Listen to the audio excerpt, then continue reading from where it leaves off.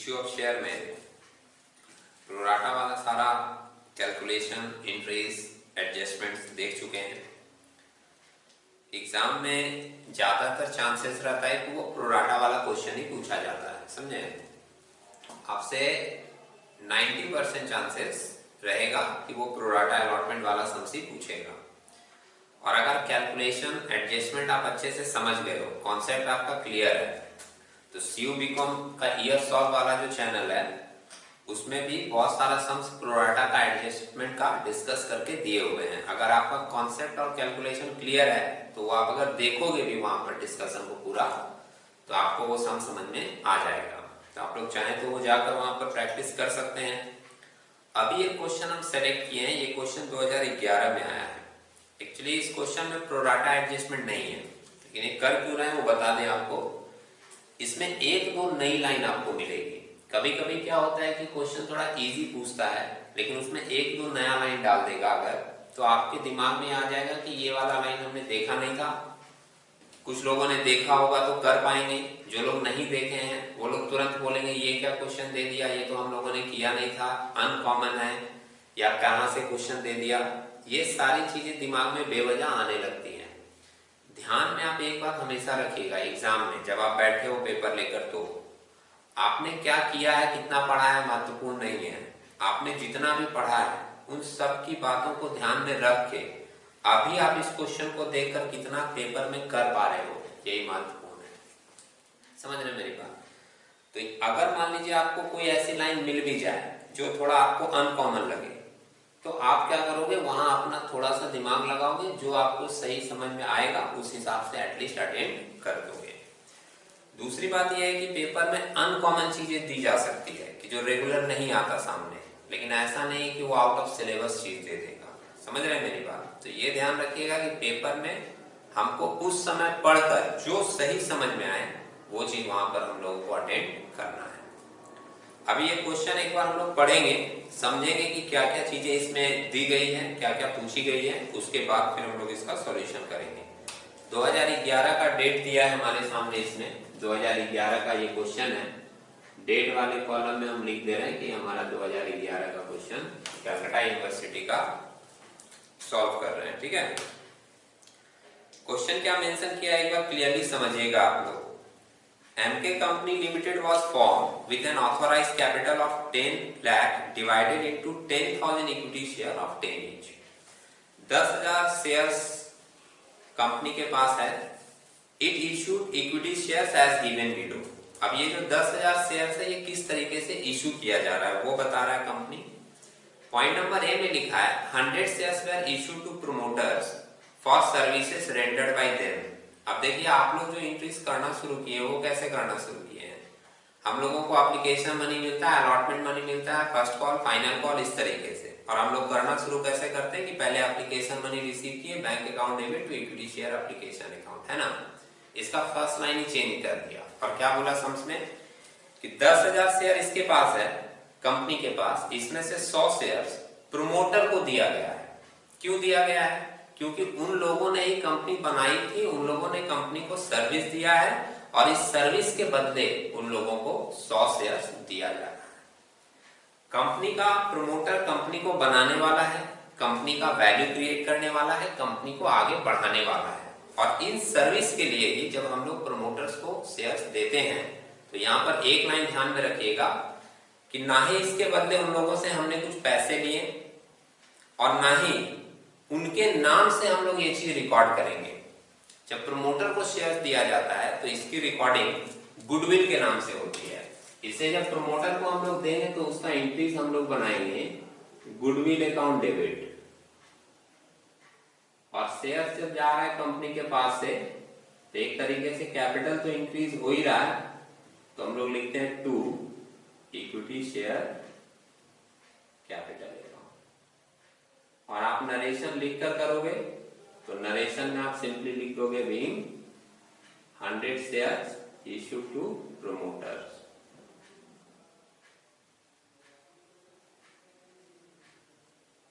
For their services.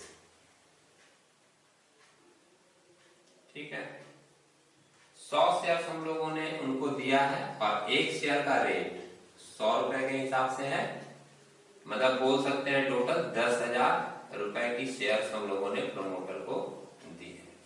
ये entry बनेगा first वाले का। क्लियर है? दूसरा देखिएगा, बी नंबर पॉइंट में मेंशन कर रहा है 900 share were issue to vendor for purchase of machinery. ये तो थोड़ी कॉमन है, ज्यादातर लोगों के पास आती है ये, कि हमने किसी से मशीनरी खरीदा और बदले में उनको पैसे नहीं देकर उनको अपनी कंपनी का शेयर्स दे दिया। समझे? तो इसके लिए हम लोग दो एंट्री बनाते हैं। पहले हम लोगों ने मशीनरी खरीदा तो एंट्री बनेगी machinery account debit.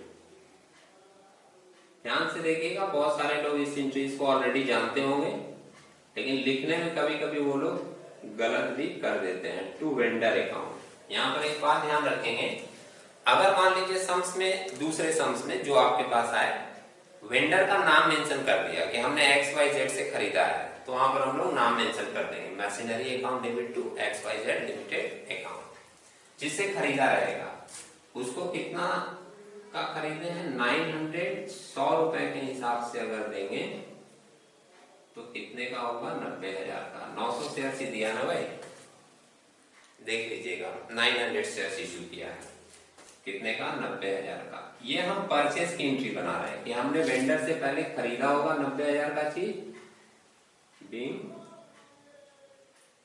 Machinery purchase.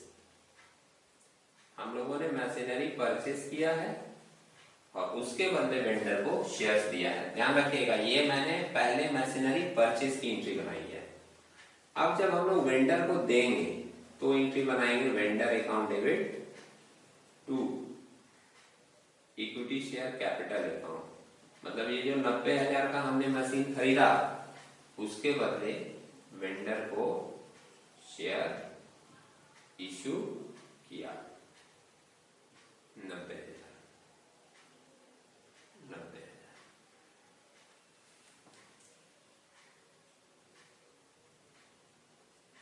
900 shares issued to vendor।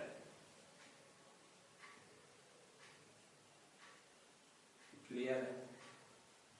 अभी यहाँ पर एक बात और बता दे रहे हैं, किसी के मन में कोई कंफ्यूजन नहीं होनी चाहिए, क्योंकि अभी आपके पास ऑप्शन बहुत ज्यादा अवेलेबल है, तो आप 4 जगह से चीजों को देखते हो। ध्यान रखिएगा, ये हम जब करते हैं कभी भी, तो हम इसके लिए दो एंट्री स्पेसिफाइड फॉलो करते हैं। पहले हम लोग एसेट को खरीदते हैं, फिर जिसको पैसा देना है एसेट का उसको पैसा नहीं देकर शेयर दे दिए, इसलिए हम दो एंट्री बनाते हैं, पहले एसेट को खरीदने वाला, फिर वेंडर को शेयर्स देने वाला। समझ रहे हैं? कहीं कहीं पर आप देखोगे कि इसका कॉमन एंट्री बना रहता है कंबाइंड करके। कंबाइंड करके कैसे बनेगा आप देख रहे हो, वेंडर क्रेडिट है, वेंडर डेबिट है, तो क्रेडिट और डेबिट क्या हो जाएगा, कैंसिल, और एक कंबाइंड एंट्री बन जाता है machinery account debit to equity share capital account. ऐसा अगर आपको दिखे आप बना सकते हो, कोई प्रॉब्लम नहीं है, लेकिन मैं स्पेसिफाइड फॉलो करता हूं क्योंकि मैं ये सोचता हूं कि सिस्टम क्या हुआ होगा कि पहले हमने मशीनरी खरीदा होगा, खरीदने के बाद उसका पैसा ड्यू हुआ होगा कि अब उसको पैसे देने हैं, बाद में कंपनी ने डिसाइड किया कि हमने पैसे नहीं देने हैं, हमने उसको शेयर्स दे देना है, तो पहले एसेट्स खरीदने की एंट्री होगी, फिर बाद में शेयर्स देने की एंट्री होगी। क्लियर है? ओके, तो ये दो लाइन जो मिला था वो थोड़ा सा हम लोगों का इस सम्स में नया था। अब इसके बाद आगे की लाइन को ध्यान रखिएगा क्या क्या मेंशन किया है। सी नंबर पॉइंट में मेंशन कर रहा है 9,000 shares were offered to public for subscription payable as follows. मतलब अब आप लोग जो एंट्री फॉलो करते थे application allotment first for final call वाला, वो सिस्टम अब आपको यहाँ पर देखने को मिलेगा जब पब्लिक को इश्यू किया जा रहा है तब। अब देखिए 9,000 शेयर्स ऑफर्ड हुआ है पब्लिक को, एप्लीकेशन का रेट है 40, अलॉटमेंट का रेट है 40, इसमें प्रीमियम भी इंक्लूड है, फर्स्ट कॉल का रेट है 20, फाइनल कॉल का रेट है 20, टोटल मिलाकर हो गया 120। 100 रुपया कैपिटल मनी है और 20 रुपया प्रीमियम, जो कि आपको अलॉटमेंट के साथ एडजस्ट करना है। ठीक है, आगे क्या मेंशन कर रहा है, issue was fully subscribe and full allotment was made to the applicants. मतलब 9,000 शेयर्स का पूरा अलॉटमेंट हो गया। Arrear of instalment were as under. अब ये एरियर वाला थोड़ा ध्यान से समझिएगा, इसमें एरियर को सजा के लिखा है स्टेट वाइज, जो हम लोग का होता है ना, जो पैसा नहीं मिलता वो एक फॉल्स इन एरियर में डाल देते हैं, तो सबसे पहले लिखा है ऑन अलॉटमेंट 250 शेयर्स, मतलब जब आप अलॉटमेंट की एंट्री करोगे तो उसमें कितने शेयर्स पे ईयर दिखाओगे, 250 शेयर्स पे, ठीक है। ऑन फर्स्ट कॉल 750 शेयर्स, जब आप फर्स्ट कॉल की एंट्री करोगे तो आप कितने पे ईयर दिखाओगे, 750 शेयर्स पे। स्टेप वाइज लिख दिया साफ साफ। और लिखा ऑन फाइनल कॉल 2000 शेयर, जब आप फाइनल कॉल की एंट्री करोगे तो कितने पर एरियर दिखाओगे, 2000 शेयर्स पे। अब नीचे लिखा है company decided to forfeit shares on which less than 80 per share has been paid on account of share capital, मतलब कंपनी लास्ट में इन शेयर्स को फॉरफिट करती है जिस पे कॉल्स इन एरियर होता है। लेकिन ध्यान देने वाली बात क्या है कि कंपनी उन्हीं शेयर्स को फॉरफिट करेगी जिस पर कंपनी को 80 रुपए से कम, less than 80 per share has been paid on account, जिस पर 80 रुपए से कम पैसा मिला है उसी शेयर्स को कंपनी क्या करेगी, फॉरफिट करेगी। ये बात हम लोग लास्ट में डिसाइड करेंगे कि कौन कौन शेयर्स पे 80 रुपए से कम मिला है, उसी को हम लोगों को सिर्फ फॉरफिट करना है, उसी के लिए फॉरफीचर वाली एंट्री हम लोगों को पास करनी है, ठीक है। लास्ट में हम लोग फिर इसको डिसाइड करेंगे। अभी हम लोग स्टार्ट करते हैं। नीचे लास्ट में लिखा था पास journal entries in the books of the company, journal entries अपने को सिंपली देना है, जिसका ए नंबर पॉइंट का जर्नल दे दिए, बी नंबर पॉइंट का जर्नल दे दिए। अब सी नंबर पॉइंट जो पब्लिक सब्सक्रिप्शन के लिए इशू किया है 9000 शेयर, उसकी एंट्रीज आप जैसे जानते हो वैसे स्टेप वाइज फॉलो करोगे, ठीक है। आप खुद भी कर सकते हो, लेकिन वो जो एरियर वाला है और लास्ट में फॉर फीचर वाला, वहां पे थोड़ा ध्यान देना पड़ेगा। इसलिए बेटर है कि मेरे साथ साथ फॉलो करें, या पहले मैं बना लूं उसके बाद आप लोग करें तो ज्यादा सही रहेगा, ठीक है। एप्लीकेशन से स्टार्ट करते हैं। अच्छा, गाना वाना भी बज रहा है तो बैकग्राउंड में आप एंजॉय भी कर सकते हो, लेकिन फोकस रखिएगा यहाँ पर, ठीक है। हम लोग पहली एंट्री करते हैं बैंक अकाउंट डेबिट, और बहुत ट्रेंडी गाना बज रहा है ना, टू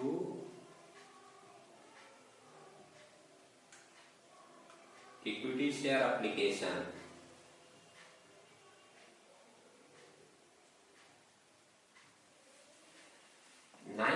शेयर्स पे एप्लीकेशन का रेट कितना है, एप्लीकेशन का रेट हम लोगों का है 40 रुपीज, तो 9 चौक 36 होता है भाई, 3,60,000 आपको 3,60,000 है ना, ये आपका एप्लीकेशन मनी रिसीव हो जाएगा।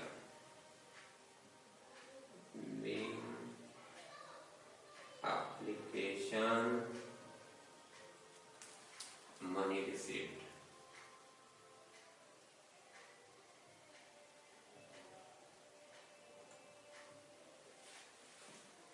फिर इसको हम लोग ट्रांसफर कर देते हैं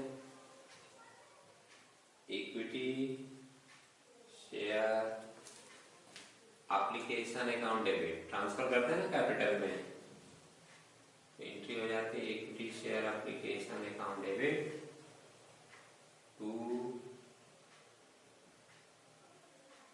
equity share capital account. Extra पैसा रहता है तो रिफंड करना पड़ता है, याद होगा आप लोगों को, या फिर रिफंड नहीं होता है तो अलॉटमेंट के साथ एडजस्ट होता है, वो अलॉटमेंट के साथ जो एडजस्ट होता है उसी को हम लोग नाम देते हैं प्रोराटा अलॉटमेंट। इसमें एक्स्ट्रा तो रिसीव हुआ ही नहीं है, न रिफंड होगा न अलॉटमेंट के साथ एडजस्ट होगा। ये हमारा हो गया being application money transferred, application money transferred. और अगर आप सुन रहे हो मेरी बात तो बता दें आपको, कैपिटल वाले एंट्री में हम लोग as per board resolution number dot dot dated dot dot भी लिखते हैं, वो आप लोग लिख लीजिएगा। मैं थोड़ा शॉर्ट में इसलिए नरेशन लिख दे रहा हूँ जिससे बाद में भी देखो तो आपको ध्यान रहे कि ये वाली एंट्री इस चीज के लिए बनाई गई है, ठीक है। तो एप्लीकेशन मनी रिसीव हो गया, एप्लीकेशन मनी ट्रांसफर हो गया। अब हम लोग करते हैं अलॉटमेंट मनी ड्यू का एंट्री। तो एंट्री बनता है equity share allotment account debit, allotment का भी रेट था 40 रुपया, लेकिन अलॉटमेंट में प्रीमियम भी है, ध्यान रखिएगा। तो 9000 शेयर्स पे 40 रुपए के भाव से 3,60,000 हमारा अलॉटमेंट मनी ड्यू हो रहा है to equity share capital account, equity share capital account. इसमें 9,000 शेयर जाएगा 20 रुपए के भाव से, है ना, 20, 1,80,000, क्योंकि बाकी का 20 रुपए किस का है, प्रीमियम का है। तो securities premium reserve, securities premium reserve लिखते हैं हम अकाउंट। इसमें भी जाएगा कितना, 20 रुपए के भाव से। 9,000 शेयर 20 रुपए के भाव से आ जाएगा आपका कितना, 1,80,000। अलॉटमेंट मनी ड्यू का एंट्री है ये, देन अलॉटमेंट मनी ड्यू, ठीक है। अब अलॉटमेंट मनी ड्यू के बाद हम लोग करेंगे एंट्री अलॉटमेंट मनी रिसीव का। और अलॉटमेंट मनी रिसीव के लिए ध्यान रखिएगा, अब हमारा आ जाएगा कॉल्स इन एरियर भी। एरियर था इसमें, मैं इधर लिख रहा हूं,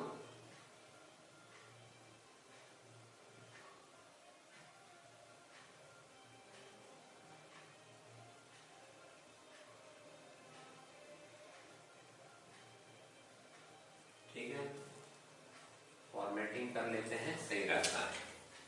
अलॉटमेंट में आप लोग एक बार देख लो, अलॉटमेंट मनी में एरियर है कितने का, 250 शेयर्स का, है ना।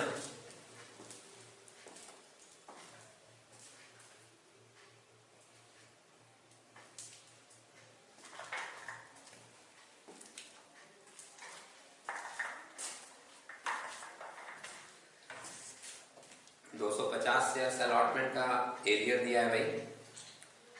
चलिए एंट्री करते हैं अब हम लोग। डेट तो है नहीं, क्वेश्चन मार्क रखिएगा डेट में सारा, आप क्वेश्चन मार्क दे सकते हैं। बैंक अकाउंट डेबिट, फिर क्या आ जाता है, कॉल्स इन एरियर, है ना, कॉल्स इन एरियर आ जाएगा डेबिट में। और 2 equity share allotment account, equity share allotment, allotment account, equity share allotment account में आ जाएगा आपका पूरा 3,60,000। ये 3,60,000 एरियर में कितना जाएगा, एरियर आपका 250 शेयर्स का है भाई, तो 250 शेयर्स पे 40 रुपए का भाव है अलॉटमेंट का, कितना आएगा, 25 चौके 100, 10,000, 10,000 एरियर में डाल देंगे। और 360 में 10,000 नहीं मिला तो कितना बैंक में चला जाएगा, 3,50,000, ठीक है। नरेशन अब मैं नहीं लिख रहा हूँ, आप लोग ध्यान रखिएगा, ये किस चीज की एंट्री बनी है, अलॉटमेंट मनी रिसीव्ड की, ओके। अब हम लोग करते हैं फर्स्ट कॉल मनी ड्यू। अब तो सिंपल ऑर्डर चलेगा ना, due received, due received, due received, ये वाला। तो अलॉटमेंट हो गया। फर्स्ट कॉल मनी ड्यू जब करते हैं तो एंट्री बनती है equity share first call account debit, first call account debit to equity share capital account, to share capital. First call का रेट कितना है, फर्स्ट कॉल का रेट है हम लोग का 20 रुपया। 9,000 शेयर्स पे 20 रुपए के भाव से आएगा 1,80,000। यहाँ भी लिख देंगे 1,80,000, ये ड्यू की एंट्री हुई। अब रिसीव कर लेंगे हम लोग, तो एंट्री बनेगा bank account debit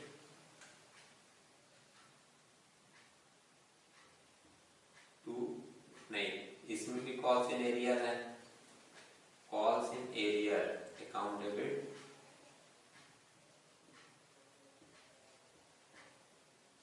to equity share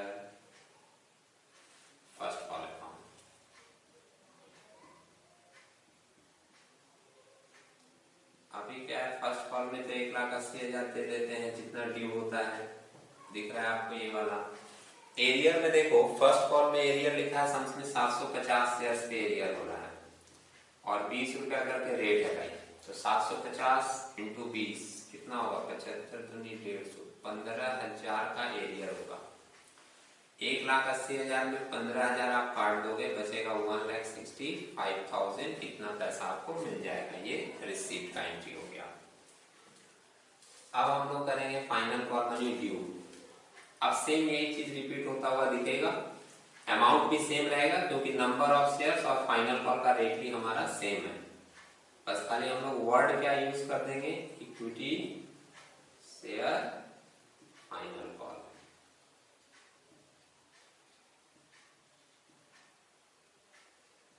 debit to equity share capital account. कितने शेयर थे, 9,000 शेयर थे। इसका भी रेट 20 रुपया का हिसाब ही है। 1,80,000 फाइनल कॉल पे ड्यू हुआ, ये ड्यू की एंट्री है। Final call money due narration में लिख देंगे और फिर जब रिसीव करेंगे तो बैंक अकाउंट डेबिट होगा। कॉल्स इन एरियर इसमें भी डेबिट होगा, calls in arrear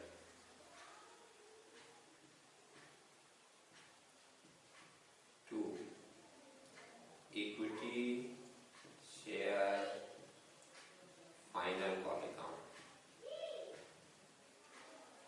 final call account 1,80,000 final call में ड्यू है। एरियर इसमें बोला है 2,000 शेयर पे आपका एरियर है, 20 रुपया करके आपका रेट है, तो 2 दूनी 4, 40,000 आपका एरियर हो जाएगा। तो रिसीव कितना होगा, 1,80 में 40 कट गया एरियर का, रिसीव होगा बैंक में 1,40,000। ये आपकी रिसीव की एंट्री हो गई। अब आपको करनी है फॉरफीचर की एंट्री। अब यहाँ पे थोड़ा समझने वाला बात है, जो लास्ट लाइन में लिखा था आप एक बार फिर से देखिएगा। Company decided to forfeit shares on which less than 80 per share had been paid on account of share capital। Line को मैं तीसरी बार बोल रहा हूं पूरा सम्स पढ़ के। 80 रुपए से कम जिस पे मिला है आपको उतना ही शेयर फॉरफिट करना है। अब आप एक बार सोच के देखो, जो अलॉटमेंट हुआ था हम लोगों का, जो अलॉटमेंट से फेल किया था, मतलब 250 शेयर,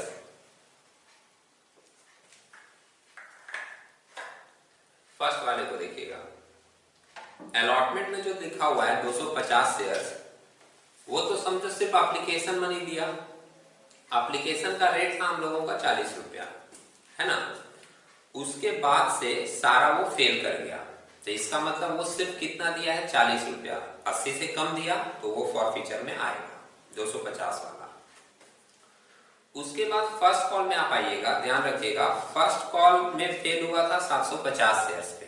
तो 750 शेयर्स अगर फर्स्ट कॉल फेल हुआ था तो उसमें ध्यान देने की बात है कि वो हमको एप्लीकेशन और अलॉटमेंट दो का पैसा उसमें मिल चुका होगा। एप्लीकेशन का रेट है 40 रुपया और अलॉटमेंट का अगर प्रीमियम हटा दे तो रेट आता है कितना, 20 रुपया। मैं लिख के दिखाता हूं, नहीं तो किसी को डाउट भी हो सकता है।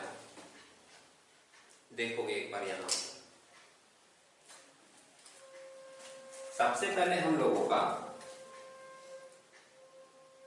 जो 250 शेयर्स अलॉटमेंट से फेल हो रहा है, ये क्या इंडिकेट कर रहा है कि हमको इसमें सिर्फ एप्लीकेशन का पैसा मिला है 40 रुपया। और जो फर्स्ट कॉल में लिखा है कि 750 शेयर फर्स्ट कॉल का फेलियर है। आप इसके बारे में सोच के देखो कि अगर आप फर्स्ट कॉल से फेल कर रहे हो तो इसका मतलब आप कितना पैसा दियोगे, एप्लीकेशन का दियोगे 40 और अलॉटमेंट का दियोगे कितना, 20। जब आप फाइनल कॉल वाला फेल कर रहे हो जो कि पूरा 2000 शेयर्स है, तो अगर आप फाइनल कॉल फेल कर रहे हो, आप इसके बारे में सोचोगे तो इसका मतलब कि आपने एप्लीकेशन इसमें दिया है 40, अलॉटमेंट भी दिया है 20 और फर्स्ट कॉल भी दिया होगा 20, तब तो फाइनल कॉल फेल हुआ। ये फाइनल कॉल। अब आप जरा सोच के देखिए, इन शेयर्स को हम लोग ले सकते हैं फॉरफीचर में? नहीं ले सकते। क्यों नहीं ले सकते? क्योंकि इसमें हम लोगों को 80 रुपया मिल चुका है। एप्लीकेशन मिला, अलॉटमेंट मिला, फर्स्ट कॉल मिला, फाइनल कॉल फेल किया, मतलब हम लोगों को 80 रुपया मिल चुका है। और सम्स में बोल रहा है कि आपको सिर्फ उसी शेयर को फॉरफिट करना है जिसमें 80 रुपया से कम मिला है। तो आप सेकंड वाला को देखो, 750 शेयर जो कि फर्स्ट कॉल में फेल हुआ, उस पर हम लोगों को कितना मिला है, एप्लीकेशन मिला है और अलॉटमेंट मिला है, मिला के कितना हो रहा है 60 रुपया, 80 रुपया से तो कम मिला है, इसलिए हम लोग इसी शेयर्स को फॉरफिट करेंगे जो कि हम लोगों को 80 से कम का वैल्यू दिया है। एक कंफ्यूजन आ रहा है यहाँ पे, वो भी सोच लीजिएगा। मन में ये भी आएगा कि तो फिर ये वाला शेयर पे भी तो 80 रुपया से कम मिला है, तो इसको भी देंगे, नहीं। सम्स का लाइन ध्यान से देखिएगा, वो क्या बताया है, अलॉटमेंट में 250 शेयर पे फेल हुआ है, फर्स्ट कॉल में 750 शेयर पे फेल हुआ है। ये इंडिकेट करता है कि ये जो 750 शेयर है उसमें ये 250 जुड़ा हुआ है, समझ रहे हैं, अलग अलग नहीं है। जैसे हम लोग बाकी सम्स करते थे उसमें लिखा रहता था mister A holding 250 shares failed to pay the allotment money and mister B holding 500 shares failed to pay the first call money, नाम रहता था। तो हम लोग क्या करते थे, सोचते थे बी फर्स्ट कॉल फेल किया है, ए पहले से फेल करता हुआ आ रहा है तो वो भी रहेगा, तो जोड़कर हम लोग दोनों का लेते थे। लेकिन जब ऐसा कुछ नहीं लिखा रहता है तो इंडिकेशन क्या मिलता है कि ये जो 750 शेयर फर्स्ट कॉल पे फेल हुआ है, इस 750 में हम लोगों का ये 250 भी जुड़ा हुआ है, समझ रहे हैं। तो हम लोग जब इस लाइन को देख रहे हैं तो दिख रहा है कि हमको यहाँ पर 80 रुपया से कम मिला है, और सम्स में लिखा था कि जिसमें 80 रुपया से कम मिला है उसी को आपको फॉरफिट करना है। मतलब कितना शेयर फॉरफिट करना है, 750, और इसी 750 में वो ऊपर वाला भी 250 हम लोगों का इंक्लूड है। क्लियर है। अब हम लोग क्या करेंगे, ये 750 शेयर्स को फॉरफिट करेंगे। इस 750 में वो 250 भी है जो अलॉटमेंट वाला है, बार बार बोल रहा हूं, ध्यान रखिएगा। तो फॉरफीचर की अब एंट्री पास होगी। फॉरफीचर की एंट्री क्या होती है, equity share capital account debit, है ना। इक्विटी शेयर कैपिटल में हम लोग दिखाते हैं जितना शेयर फॉरफिट कर रहे हैं into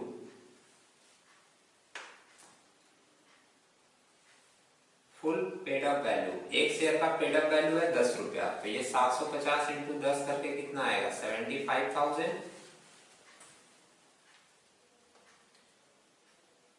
securities premium reserve debit होता है, और आप लोगों को शायद याद आएगा सिक्योरिटीज प्रीमियम रिजर्व में कितना पैसा जाता है, जितना प्रीमियम का पैसा कंपनी को नहीं मिला रहता है। तो ये आप लोगों को कितना नहीं मिला था, 250 शेयर्स पे 20 रुपए के हिसाब से ये आपका आएगा 5000। मैं आपको याद दिला दूं फिर से, मैं रिपीट कर रहा हूं, सिक्योरिटीज प्रीमियम रिजर्व में वही पैसा ट्रांसफर किया जाता है जितना पैसा कंपनी को प्रीमियम का नहीं मिला था। सम्स में आप लोग केयरफुली देखे हो कि 250 शेयर्स जिनके पास था वो लोग अलॉटमेंट का पैसा फेल किए थे, अलॉटमेंट के साथ ही प्रीमियम भी जुड़ा था।